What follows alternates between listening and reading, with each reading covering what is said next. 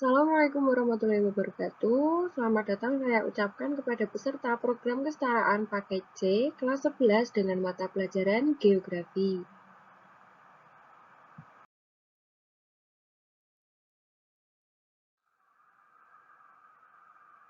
Pada materi yang pertama, kita akan mengenali wilayah negara Indonesia sebagai negeri dengan 3 daerah waktu.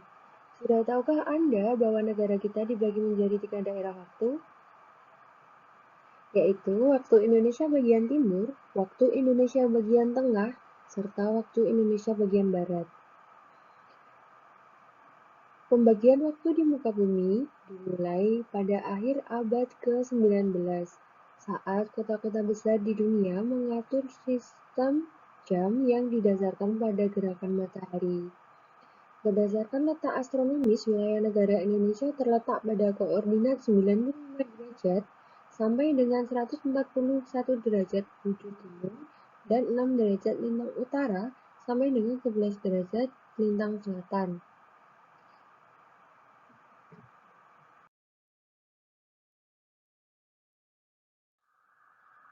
Kemudian, terkait wilayah zona waktu Indonesia Barat, waktu Indonesia Tengah, dan waktu Indonesia Timur, dalam pembagiannya dapat dicermati pada peta berikut.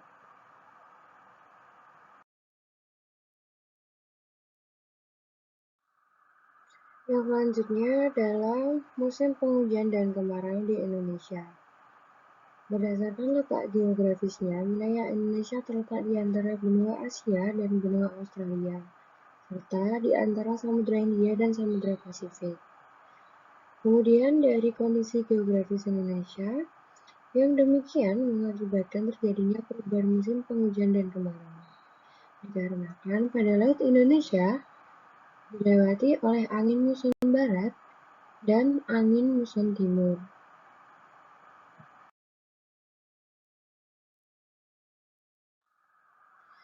Yang selanjutnya adalah batuan antar benua. Berdasarkan keadaan batuannya, wilayah kepulauan di Indonesia dapat dikelompokkan menjadi 3 daerah asal batuan, yaitu yang pertama, wilayah dangkalan Sunda, yang kedua, wilayah dangkalan Sahul, dan yang ketiga, wilayah antara dangkalan Sunda dan dangkalan Sahul. Dangkalan-dangkalan ini mempengaruhi persebaran jenis flora dan fauna di Indonesia. Wilayah barat atau dangkalan Sunda memiliki keanekaragaman hayati yang mirip dengan benua Asia. Sedangkan keanekaragaman flora di Indonesia bagian timur yang berada di dangkalan Sahul memiliki kemiripan dengan benua Australia. Sedangkan di wilayah tengah yang disebut wilayah peralihan atau daerah Wales memiliki flora dan fauna yang khas, tidak sama dengan Asia maupun Australia. Yang selanjutnya adalah Indonesia sebagai negara kepulauan paling luas. Pemerintah pada tahun 2006 melalui Peraturan Presiden Nomor 112 Tahun 2006 membentuk Tim Nasional Pembakuan Nama Rupa Bumi yang merupakan National Names Authority atau NNA di Indonesia, di mana tugas dari NNA melakukan pembakuan nama pulau di Indonesia. Hasilnya, jumlah pulau di Indonesia ada sebanyak 17.504 pulau. Dari jumlah pulau tersebut, 7.870 pulau sudah diberi nama, sedangkan 9.634 pulau belum memiliki nama.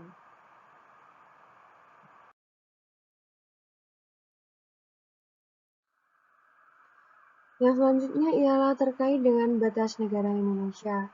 Pengaturan wilayah negara meliputi wilayah daratan, perairan dalam, perairan kepulauan, dan laut teritorial beserta dasar laut dan tanah yang ada di bawahnya, serta ruang udara yang ada di atasnya, termasuk seluruh sumber kekayaan alam yang terkandung di dalamnya, untuk memberikan kepastian hukum dan kejelasan kepada warga negara mengenai negara dan wilayahnya.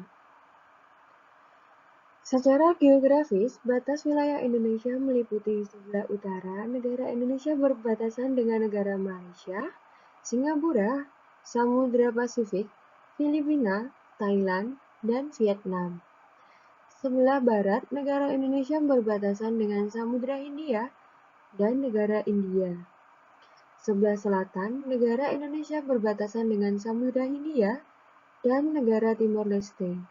Sedangkan di sebelah timur, negara Indonesia berbatasan dengan negara Papua.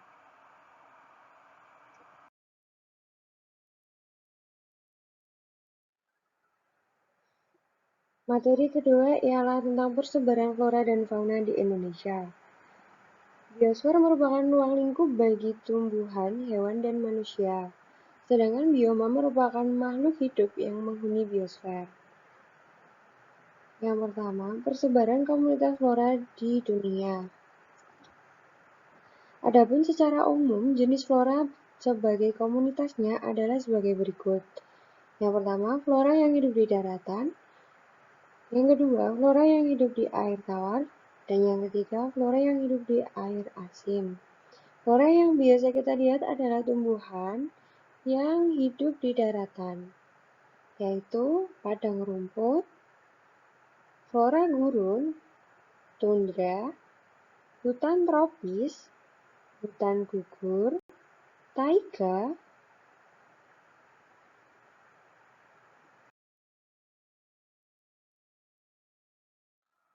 yang selanjutnya adalah persebaran komunitas fauna di Indonesia.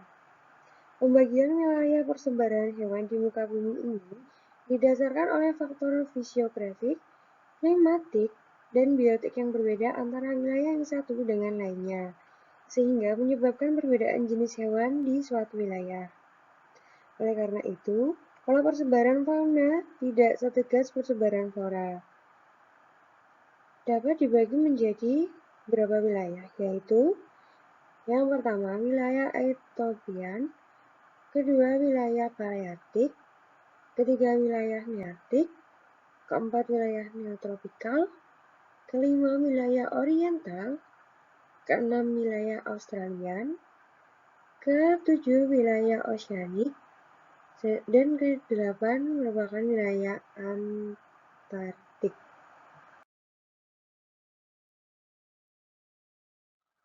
Materi yang selanjutnya ialah terkait dengan garis Wallace dan Weber.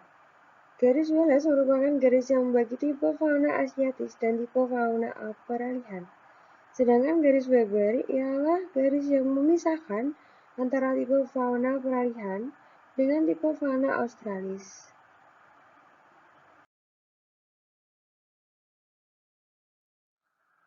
Yang selanjutnya ialah persebaran fauna. Fauna yang pertama yaitu fauna tipe asiatis, menempati Indonesia bagian barat, yaitu wilayah fauna Indonesia bagian barat meliputi Pulau Sumatera, Jawa, Bali, Kalimantan, serta pulau-pulau kecil di sekitarnya. Kemudian fauna yang kedua ialah fauna tipe peralihan atau fauna Indonesia bagian tengah. Wilayah ini disebut fauna Kepulauan Wallace. Region ini terdiri atas Pulau Sulawesi dan kepulauan di sekitarnya, Kepulauan Nusa Tenggara, Kepulauan Timor, dan Kepulauan Maluku. Kemudian yang ketiga adalah fauna tipe australis, yaitu fauna Indonesia bagian timur. Wilayah fauna Indonesia bagian timur atau fauna dangkalan Sahul meliputi Papua dan pulau-pulau kecil di sekitarnya.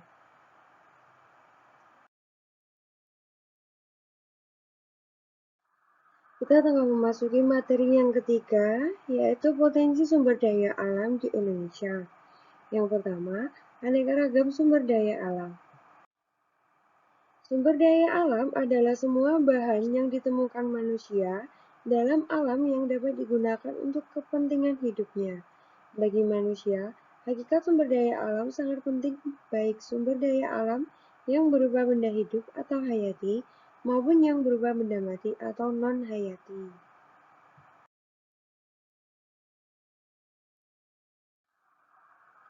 Sumber daya alam dapat digolongkan sebagai berikut. Yang pertama, berdasarkan asalnya, sumber daya alam dibedakan menjadi sumber daya alam organik atau biotik, yaitu sumber daya alam yang berasal dari makhluk hidup, seperti tumbuhan dan hewan. Kemudian yang kedua, sumber daya alam anorganik atau abiotik, yaitu sumber daya alam yang asalnya bukan dari makhluk hidup. Kemudian, berdasarkan sifat kelestariannya, yang pertama, sumber daya alam yang dapat diperbarui atau terbarukan, yaitu sumber daya alam yang tidak akan habis meskipun digunakan secara terus-menerus, karena bagian-bagian yang telah terpakai dapat diganti dengan yang baru, atau terbentuknya sumber daya alam ini mudah dan cepat. Kemudian, sumber daya alam yang tidak dapat diperbarui atau tidak terbarukan.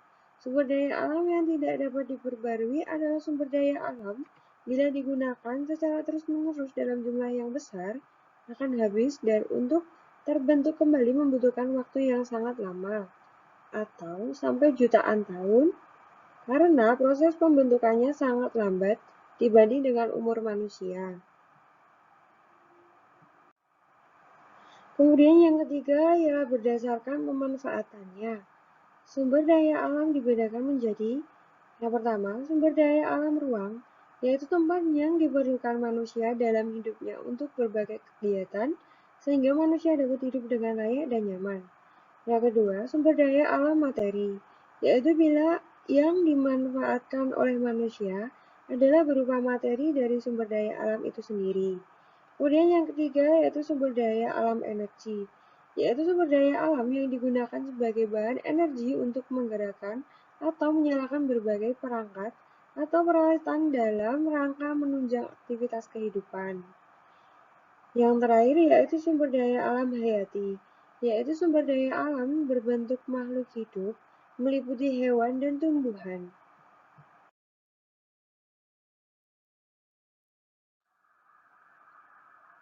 Yang selanjutnya adalah potensi sumber daya alam di Indonesia. Berikut ini merupakan berbagai potensi sumber daya alam yang dimiliki oleh bangsa Indonesia. Yang pertama yaitu hasil tambang, seperti batu bara, bauksit, nikel, dan biji besi. Kemudian pertanian dan perkebunan, yaitu tembakau dan juga kopi. Yang selanjutnya yaitu kehutanan. Yang selanjutnya adalah kelautan, berbagai jenis ikan. Yang selanjutnya adalah sektor pariwisata.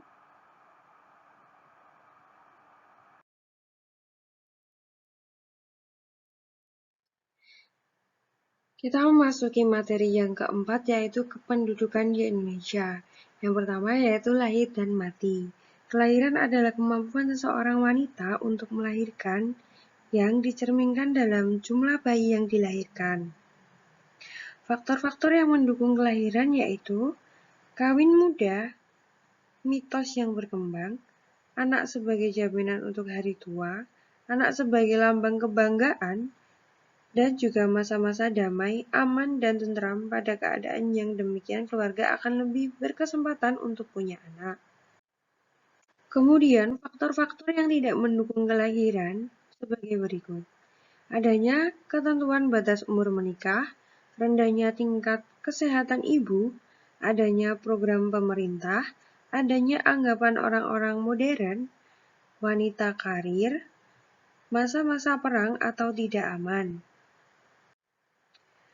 Kemudian ialah kematian, adalah hilangnya nyawa seseorang sehingga ia tidak bisa hidup lagi dan dinyatakan mati. Faktor-faktor yang mendukung kematian antara lain sebagai berikut. Yang pertama, rendahnya tingkat kesehatan masyarakat, perang dan bencana alam atau kondisi tidak aman, kecelakaan lalu lintas, rendahnya kesadaran masyarakat akan arti pentingnya kesehatan, penyebaran penyakit menular yang susah untuk disembuhkan. Kemudian faktor-faktor yang tidak mendukung ialah fasilitas kesehatan yang memadai, tingkat kesejahteraan masyarakat yang tinggi, lingkungan yang bersih dan sehat, serta program penyuluhan kesehatan yang berhasil.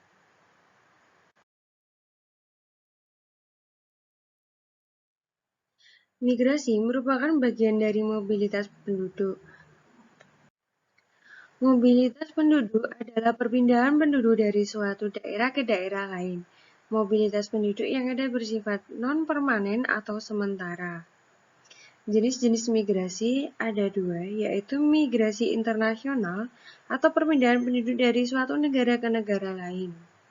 Migrasi internasional dapat dibedakan menjadi 3 macam, yaitu imigrasi, emigrasi, dan repatriasi. Yang kedua yaitu migrasi nasional atau internal, yaitu perpindahan penduduk dari dalam satu negara. Migrasi nasional atau internal terdiri atas beberapa jenis, yaitu urbanisasi, ruralisasi, transmigrasi. Yang selanjutnya adalah penyebab terjadinya migrasi. Faktor pendorong yaitu makin berkurangnya sumber daya alam, menyempit atau berkurangnya lapangan pekerjaan, alasan kedinasan atau pekerjaan, perkawinan, adanya tekanan atau diskriminasi sosial, politik, budaya, serta agama, suku, ras, dan golongan tertentu. Yang terakhir yaitu bencana alam. Faktor penarik antara lain, kesempatan mendapatkan pendidikan, kondisi lingkungan dan keadaan hidup yang lebih baik, adanya aktivitas kehidupan yang menarik. Perpindahan penduduk di Indonesia masih sangat tinggi, terutama pada urbanisasi. Besarnya angka urbanisasi di negara kita masih menjadi permasalahan yang sulit untuk dikendalikan. Faktor utama penyebab terjadinya urbanisasi diantaranya yaitu terjadinya ketimpangan lapangan pekerjaan, terjadinya ketimpangan ekonomi, dan banyaknya kemudahan pemenuhan kebutuhan di kota, seperti pendidikan, kesehatan, perdagangan, transportasi, hiburan, sementara di desa masih jauh dari modernisasi.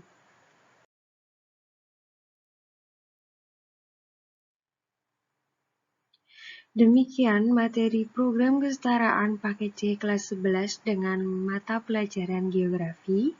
Bersama setara, kita bisa mencapai mimpi kita. Terima kasih. Saya Hana Wulansari, pamit undur diri. Wassalamualaikum warahmatullahi wabarakatuh.